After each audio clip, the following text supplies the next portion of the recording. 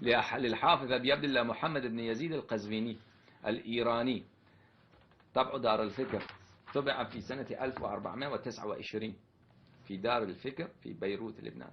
في هذا الكتاب إخواني الأعزاء بل في صفحة 125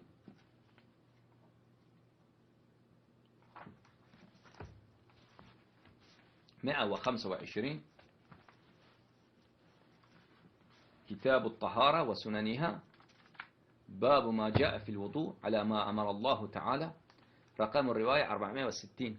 حدثنا فلان فلان عن عمه رفاع بن رافع أنه كان جالسا عند النبي صلى الله عليه وآله وسلم فقال: إنها لا تتم صلاة أحد حتى يسبغ الوضوء كما أمره الله تعالى، يغسل وجهه ويديه إلى المرفقين ويمسح برأسه ورجليه إلى الكعبين.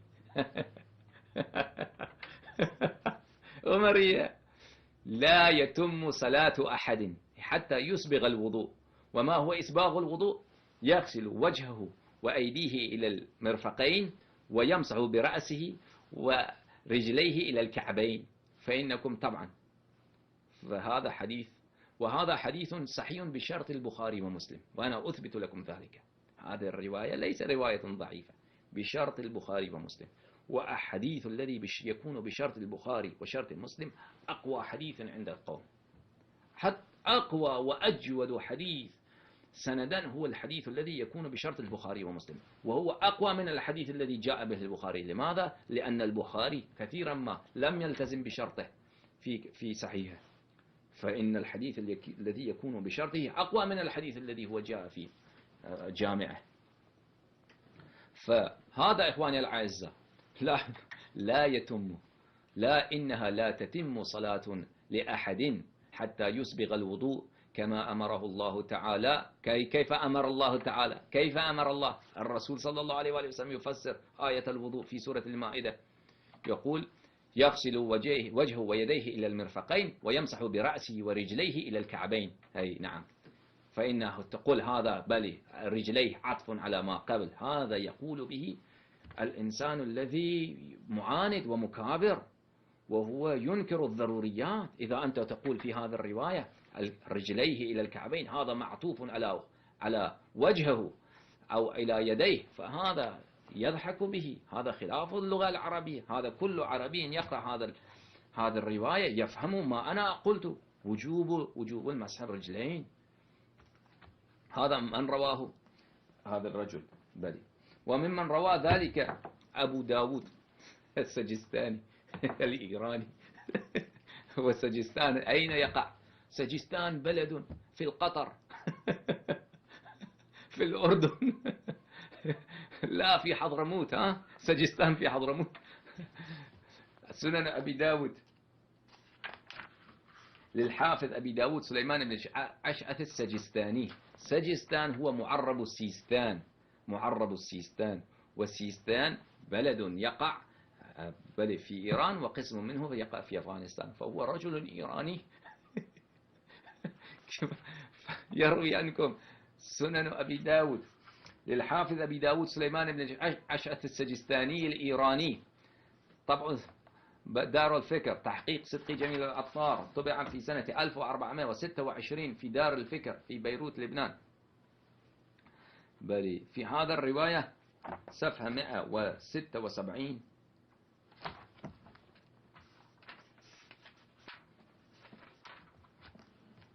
167 كتاب الصلاة، باب صلاة من لا يقيم صلبه في الركوع والسجود. رقم الرواية بلي هذا 858. يروي عن رسول الله صلى الله عليه وآله وسلم: إنها لا تتم صلاة أحدكم حتى يسبغ الوضوء كما أمره الله عز وجل، فيغسل وجهه ويديه إلى المرفقين ويمسح برأسه ورجليه إلى الكعبين، ويمسح برأسه ورجليه إلى الكعبين. فإتمام الوضوء بل مشروط بمسح الرجلين. وهذا شرط قبول الصلاة، شرط صحة الصلاة. فقل لي يا أيها الجماعة العبرية، هل يوجد أحد بينكم صلى ركعتين في عمره تم تبقى هذا الحديث الشريف؟ لا، لأنكم كلكم وضوءكم خلاف القرآن وخلاف السنة الصحيحة. تغسلون أرجلكم.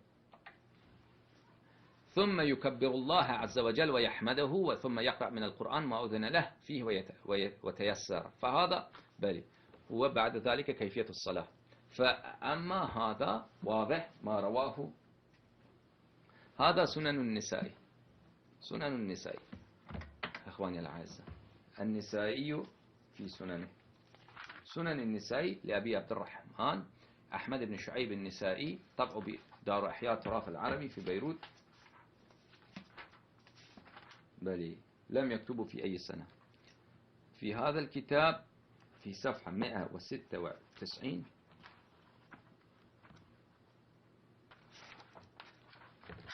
196 سنن النسائي، باب الرخصة في ترك الذكر في السجود، رقم الرواية 1135.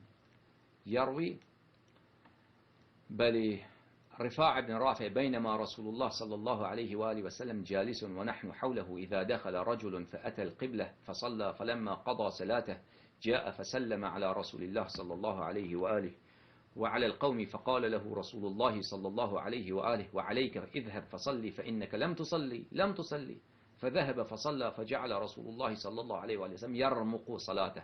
يرمق يعني يطيل النظر إليه، يطيل النظر، ولا يدري ما يعيب منها. فلما قضى صلاته جاء فسلم على رسول الله صلى الله عليه وآله وسلم على القوم، فقال له رسول الله صلى الله عليه وآله وسلم: وعليك اذهب فصلي فإنك لم تصلي.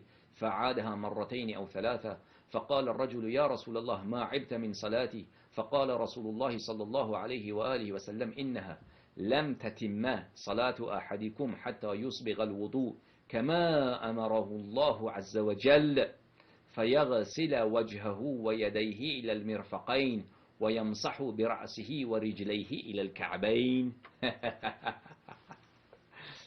ويمسح برأسه